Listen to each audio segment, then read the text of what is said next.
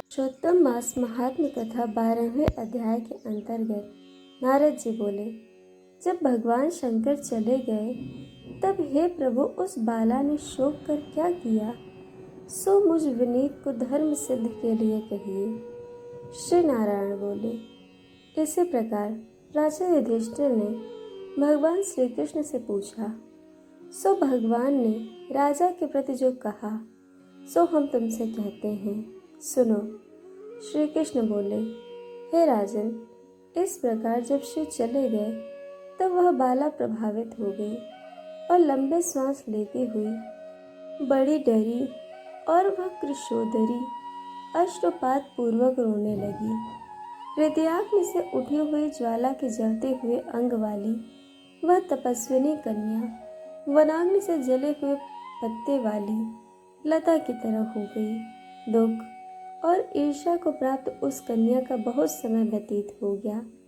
जिस प्रकार चूहे के बिल में घुसकर आक्रमण करके सर्प उसे वश में कर लेता है, उसी प्रकार उपर्युक्त शोचनीय अवस्था को प्राप्त उस तपस्विनी बाला पर उस प्रभु काल ने आक्रमण कर उसे वश में ले लिया था।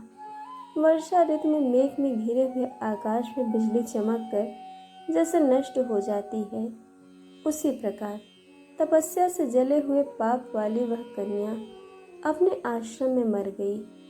उसी समय धर्मिष्ठ यज्ञसेन नामक राजा ने बड़ी सामग्रियों से युक्त उत्तम यज्ञ किया। उस यज्ञ कुंड से सुवर्ण के समान कांति वाली एक लड़की उत्पन्न हुई। वही कुमारी द्रुपद राज की कन्या के नाम से संसार में विख्यात हुई। पहले जो मेधावी ऋषि की कन्या थी वही सब लोगों में द्रौपदी नाम से प्रसिद्ध हुई। उसी को स्वयंवर में मछली को वेध कर भीष्म, कर्ण आदि बहुत से राजाओं को तृण के समान कर शोभित रजमंडल में अर्जुन ने पांचाली को पाया। हे मुने, वही द्रौपदी दुष्ट दुशासन द्वारा बाल पकड़कर खींची गई और उसे हृदय विदीर्ण करने वाले वचन सुनाए गए। पुरुषोत्तम की अवहेलना करने के कारण मैंने उसकी उपेक्षा की। जब वह मेरे में स्नेह करके मेरा नाम बार बार लेने लगी, हे दामोदर, हे दया सिंधु, हे कृष्ण, हे जगतपति, हे नाथ, रमानाथ, हे केशव, हे क्लेशनाशक, मेरे माता पिता, भ्रातृवर्ग, सहेलियाँ, बहन, भांजे, बंद, इष्ट, पति आदि कोई भी नहीं है। हे ऋषिकेश, मेरे तो आप ही सब कुछ हैं।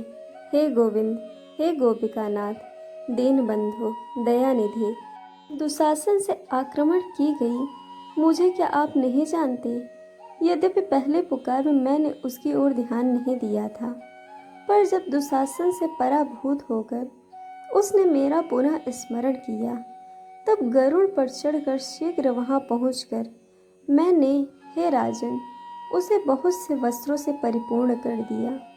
सदा मेरे में स्नेह करने वाली मैं ही हूँ प्राण, जिसके ऐसी सदा भजन में परायण मेरी अत्यंत प्रिया सती सखी मुझको प्राणों के समान होने पर भी पुरुषोत्तम की अवहेलना करने के कारण उसकी उपेक्षा करनी पड़ी।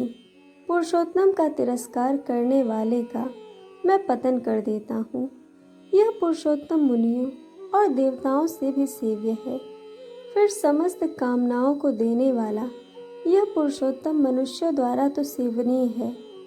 अतः आगामी पुरुषोत्तम की आराधना करो। 14 वर्ष के संपूर्ण होने पर तुम्हारा कल्याण होगा।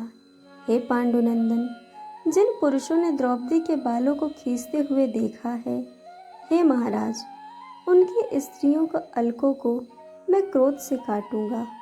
दुर्योधन आदि राजाओं को यमराज के भवन को पहुंचाऊंगा। बाद तुम समस्त शत्रुओं का नाश कर राजा होगे। न मेरे को लक्ष्मी प्रिय, न मेरे को बलभद्र जी प्रिय, और न वैसे मेरे को देवी देवकी, न प्रद्युम्न, न सात्यकी प्रिय हैं। जैसे मेरे को भक्त प्रिय हैं, वैसा कोई प्रिय नहीं। जिसने मेरे भक्तों को पीड़ित किया उससे मैं सदा पीड़ित रहता हूँ। हे पांडव, उसके समान मेरा अन्य कोई शत्रु नहीं है। उसके अपराध का फल देने वाला यमराज है, क्योंकि वह दुष्ट दंड देने के लिए भी मेरे से देखने योग्य नहीं है। श्री नारायण बोले।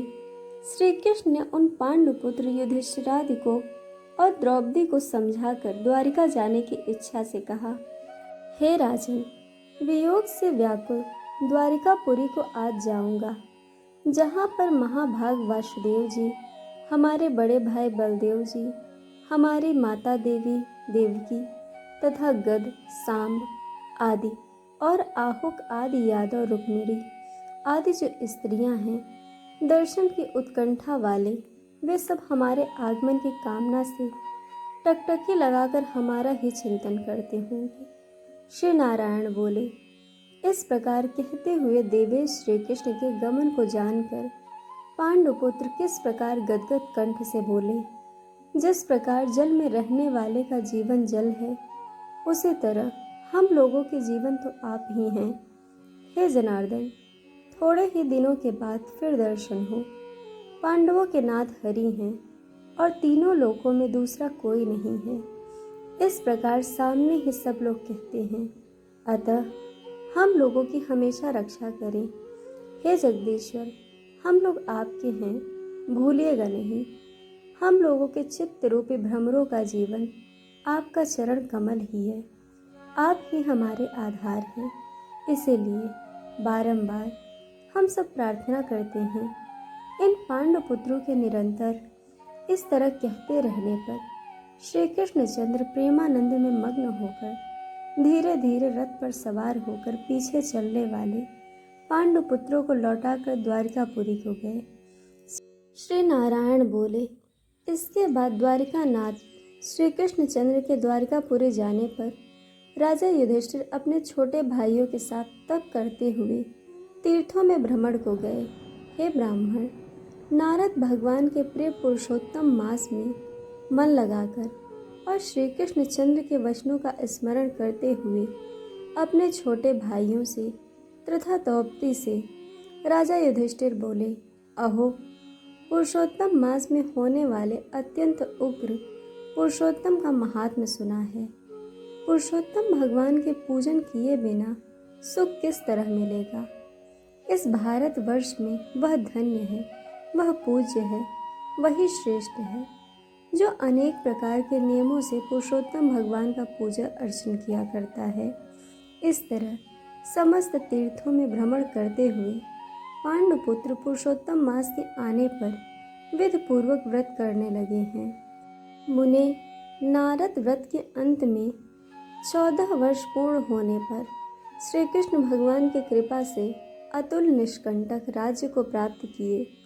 पूर्व काल में सूर्यवंश में होने वाला दृढ़धन्वा नाम का राजा पुरुषोत्तम मास के सेवन से बड़े लक्ष्मी पुत्र पौत्र का सुख और अनेक प्रकार के भोगों को भोग कर योगियों को भी दुर्लभ जो भगवान का वैकुंठ लोक है वहां गया।